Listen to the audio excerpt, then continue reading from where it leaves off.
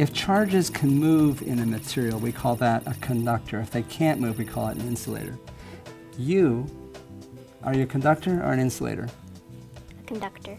Okay, you're a conductor. And I think these wires are coated with plastic. Plastic, insulator or conductor? Insulator. Insulator. That keeps us, from contacting electricity. That's good. How about aluminum foil? Conductor or insulator?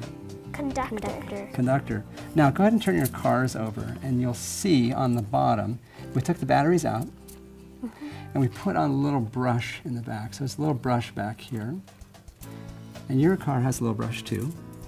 If you take that and set it down on the aluminum foil, that brush touches the aluminum foil, okay? So that connects to one side of the battery compartment. So now if we take a stack of batteries and a stick of pack of batteries here, this is a low potential and it's connected to the aluminum foil. This one is my high potential. Oh, and there's a wire which is connected to the high potential. Oh yeah, oh yeah, and then does your car still move when it's over there? Nope. Why did the car, go ahead and try it. Aluminum foil. There you go, there you go. The brush isn't touching the aluminum foil, it's touching the tablecloth. And is that a conductor or an insulator? An insulator. Oh yeah, so now I don't have the complete circuit, I don't have any electricity, and so I'm not turning the motor. So let's go ahead and make this go. So I got a high potential up here at the top of the battery, and then there's a little brush which connects to the other side. There you go, and your car rolls down the thing, and let's try the blue one and make that one go too. There we go, off the edge. Now there's something in town that works like this, where there's a wire that connects to something up in the air that's a high potential, and then there's low potential on the ground, and it's a car that rolls down the street.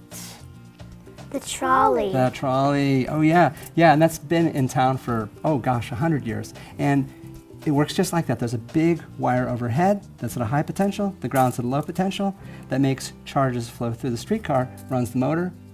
It's just like the little cars that we ran, it's just a little bit bigger. And that's the main point we wanted to make on this episode. That difference in potential sets the charges in motion. We had some demonstrations, we made some human circuits, we did some circuits with batteries and bulbs, some circuits with cars and graphite. Graphites, made a circuit that we drew. But in each case, the lesson's the same. Charges flow from a high potential to a low potential.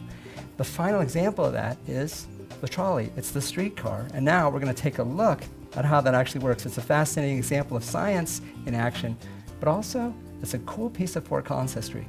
And that will bring this episode of Everyday Science to a close. I want to thank Claire, thank Madeline for joining me on this episode, and we'll see you later.